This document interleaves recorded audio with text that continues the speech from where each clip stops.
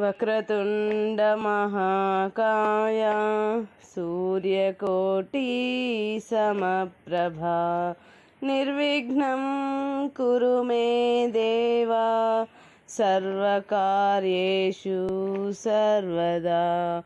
గురుబ్రహ్మా గురుర్విష్ణుః గురుర్దేవో మహేశ్వరః గురుః సాక్షాత్ పరబ్రహ్మ తస్మై శ్రీ గురవే నమః.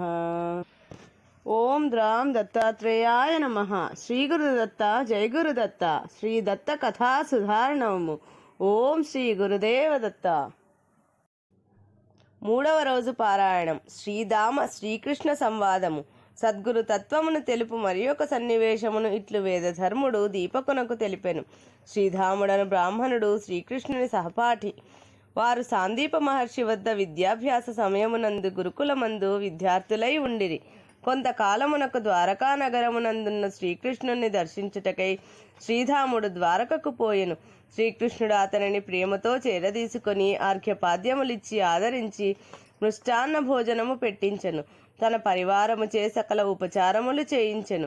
బాల్యమునందు వారు గడిపిన దినములందలి విశేషములను ప్రస్తావించుచు శ్రీకృష్ణుడు గురు శిష్య సంబంధమును గురించి ఇట్లు ప్రస్తావించెను. మిత్రమా సుధామా, మనం ఒకనాడు సమిధల కొరకు అరణ్యమునకు పోయితిమి, గుర్తున్నదా? ఆ సమయమందు కారు మేఘములు క్రమ్మి పెనుగాలి వీచగా చెట్టు కొమ్మలను పట్టుకుని అట్లే ఉంటిమి, గుర్తున్నదా?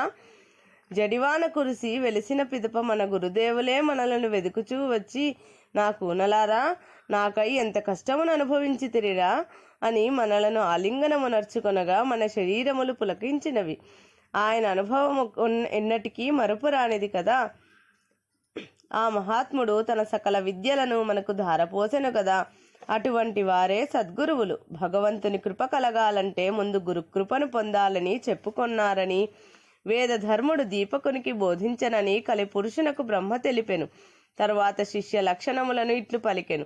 గురువేది చెప్పినను శిష్యుని ఉన్నతి కొరకేనను దృఢ నిశ్చయము శిష్యునకుండవలెను. ఇహమందు సౌఖ్యము పొందు ఉపాయములు గురువే సూచించును. కాని ఇహ సుఖములు శాశ్వతము కాదను విషయమును గ్రహించి పరము గురించి యోచించి సాధన చేయి శిష్యులు అరుదుగా ఉందురు. అతనికి గురువు ఆత్మతత్వ జ్ఞానమును కలిగించును. అటువంటి శిష్యుడు భూదేవికి నగ వంటివాడు, మోక్షమునకు అర్హుడు. ఇటువంటి గురు శిష్య సంబంధమే భగవంతునికి భక్తునికి మధ్య ఉండు సంబంధం వంటిది. గురుని హృదయము సంతోషించిన శ్రీహరి సంతోషించునని వేదధర్ముడు దీపకునకు తెలిపిన దానిని బ్రహ్మదేవుడు కలిపురుషునికి తెలిపెను అని సూత మహాముని శ్రోతలైన మునులకు వివరించెను. ఈ గురు శిష్య సంబంధిత కథను, గురువు యొక్క మహాత్మ్యమును, శిష్య లక్షణములను వినిన మునులు సూతుల వారిని ఇట్లు ప్రశ్నించిరి.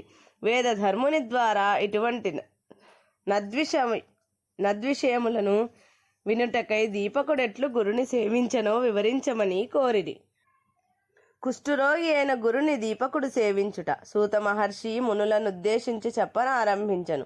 మునులారా, ఇదే ప్రశ్నను కలిపురుషుడు బ్రహ్మదేవుణ్ణి అడిగెను. బ్రహ్మ ఇట్లు సమాధానము చెప్పెను, వినుడు.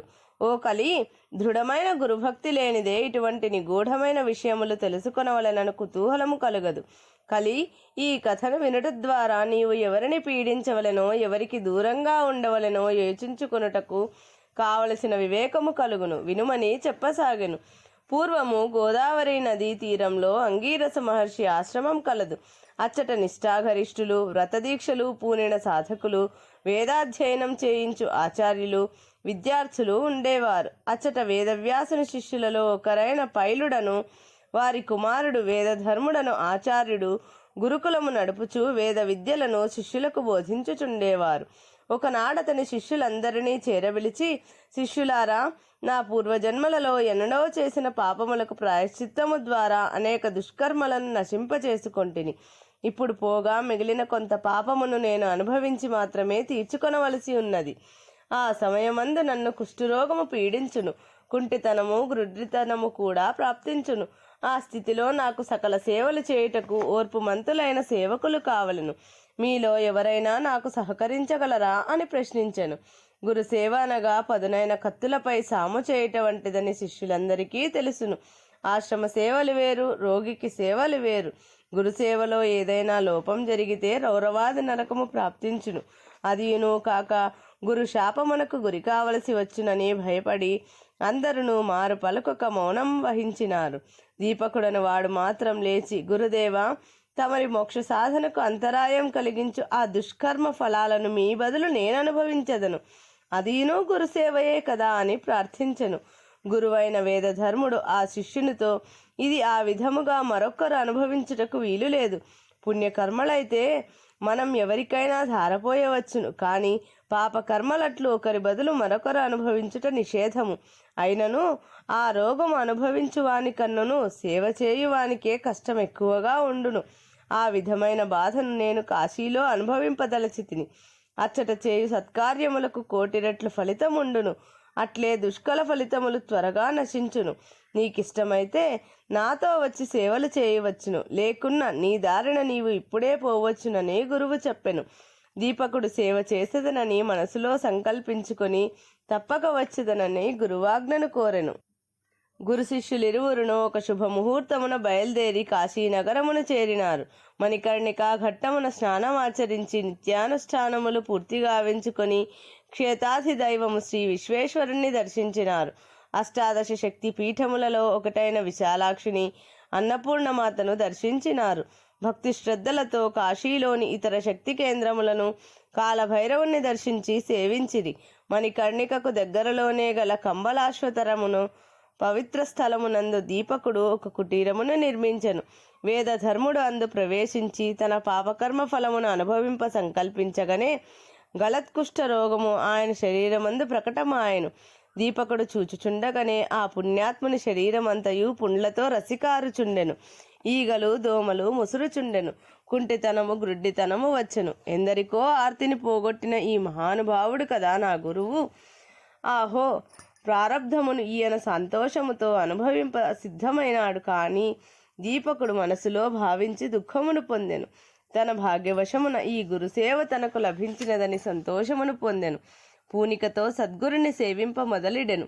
సేవకుని నిత్యకృత్యము గురుని మలమూత్రములను శుభ్రపరచుట, గంగా జలమును తెచ్చి గురుని శరీరమునకు స్నానము చేయించి తడివొత్తుట, ఈగలు దోమలు ముసురుచున్న సమయములో గురుని శరీరమును బట్టతో కప్పియుంచేవాడు. గురుని అనుమతితో భిక్ష చేసి ఆహారం తెచ్చేవాడు. ముందుగా గురువునకు ఆహారము తినిపించేవాడు. అట్లు తినిపించినప్పుడు గురువు కొన్నిసార్లు ఆహారం రుచిగా ఉన్నది, కొంచెమే తెచ్చినామని తిట్టుచుండేవాడు. కొన్నిసార్లు రుచి లేని ఆహారం పెట్టి నన్ను కష్టపెట్టుచున్నావు, దుర్మార్గుడా, నన్ను వదిలిపో అని తిట్టి శిష్యుని ముఖాను ఉమ్మివేసేవాడు. భిక్షకై శిష్యుడు బయటకు పోగా, దుర్మార్గుడా, నన్ను ఈగలు కుట్టి చంపుచుంటే నన్ను వదిలి ఎక్కడికి పోయావు? సేవ చేస్తానని వచ్చి నన్ను వేధిస్తున్నావురా అని నిందించేవాడు. దీపకుడు గురుసేవలో లోపం రాకుండా చాలా జాగ్రత్త పడుచుండేవాడు. నిరంతరం విసనకర్రచో విసురుచు నిద్ర గురించి కానీ తన ఆహారం గురించి కానీ ఎప్పుడూ ఆలోచించలేదు. గురువు కోపించినా తిట్టినా ఉమ్మేసినా ఈ క్రియలన్నీ రోగబాధను భరించలేక ఇట్లు ప్రకటిస్తున్నవే కానీ స్వయంగా నా గురుదేవులు పరమ ప్రేమైకమూర్తి కదా. రోగి కన్నా సేవ చేసేవానికే కష్టం ఎక్కువ అని గురువు ప్రారంభమందే చెప్పినారు కదా అని కాశీ విశ్వేశ్వరుణ్ణి కూడా దర్శింపక తన గురువే దైవమనే దృఢభావనతో సేవలు చేస్తూ ఉన్నాడు. అతనికి గురుసేవే తీర్థయాత్ర, లోకయాత్ర, జీవయాత్రను భావించేవాడు. ఈ సేవలో తనకు విసుగు బాధ కలగకూడదని దైవాన్ని ప్రార్థించుకునేవాడు. అయినా తనకు దైవం గురువే అని భావించేవాడు. ఒక్కొక్కప్పుడు గురువు ప్రసన్నుడై, బిడ్డ, నా కొరకు నీవు ఇంత కష్టపడుచున్నావు, నేనే దుష్టుడను, నిన్ను బాధిస్తున్నాను, అయ్యో పాపం, కోరి కష్టాల వలలో ఇరుక్కున్నావురా, నీ ఓర్పుకు సహనానికి సేవకు ప్రతిఫలం ఏమివ్వగలను? నా బాధలు ఎక్కువై నిన్ను హింసిస్తున్నాను అని అనునయంగా మాట్లాడేవాడు.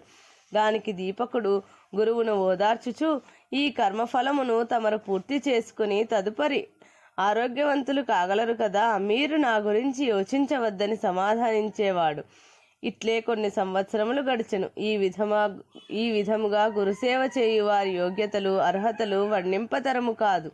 ఇటువంటి గురుసేవకు ఫలితం ఎట్లున్నదో దానిని ఇప్పుడు చెప్పెదను వినుడని సూత మహాముని మునులకు చెప్పసాగెను.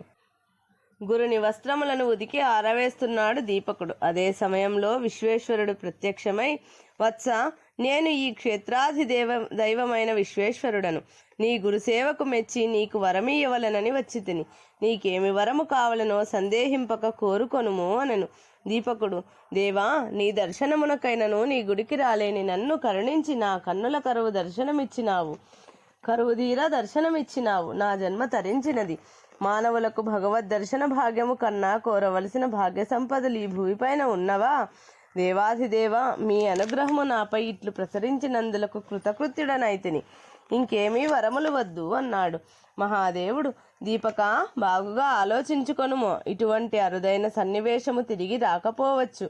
నీకిష్టమైనదేదైనా వరము కోరుకోమని ఒత్తిడి చేసెను. దీపకుడు ఆలోచించి తన గురుదేవులను అడిగి వచ్చునని అప్పటి వరకు వేచి ఉండమని శివునితో చెప్పి కుటీరంలోనికి పోయి, గురుదేవా, విశ్వేశ్వరుడు వచ్చి దర్శనమిచ్చి వరము వద్దన్నా కోరుకోమని నన్ను ఒత్తిడి చేస్తున్నాడు. తమరికి ఆరోగ్యం ప్రసాదించమని కోరుకొందునా?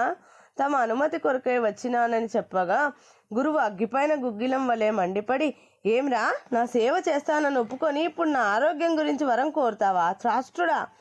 కర్మక్షయం కొరకు నేను బాధలను అనుభవిస్తుంటే దీనిని వరంతో పోగొట్టుకొని తిరిగి ముందు జన్మలకు 10 రెట్లు అనుభవించమంటావా?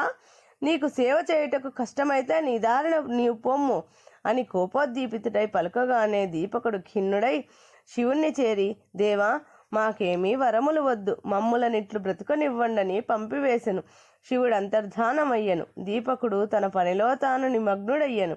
ఈ విషయమంతయును సాయంత్రం వేళలో ముక్తి మంటపములో శివుడు కొలువు కూటములో శ్రీ మహావిష్ణువుతో ప్రస్తావించెను. భూలోకంలో ఇటువంటి గురు శిష్యులున్నారు. వారికి వరమిస్తానంటే నిరాకరించారని చెప్పెను. మహావిష్ణువు ఆశ్చర్యంతో, స్వయంగా నేను పోయి ఆ గురు శిష్యులను దర్శించెదనన్నాడు.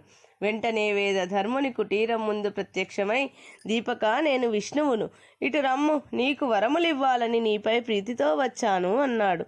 దీపకుడు, దేవా, నీ నామం ఎన్నడైనా నేను తలచినానా? నిన్నెన్నడైనా పిలిచినానా? నిన్ను ఉపాసించి తపస్సు చేసే మహాత్ములెందరో కలరు. వారికి వరములియ్యక నీవు నాకెందుకు వరములివ్వ ప్రయత్నిస్తున్నావు స్వామి?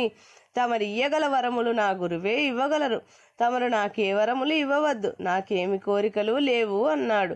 విష్ణువు, బాలక, నేను నీ గురుభక్తికి మెచ్చినాను. వరము ఇవ్వందే పోలేను అన్నాడు.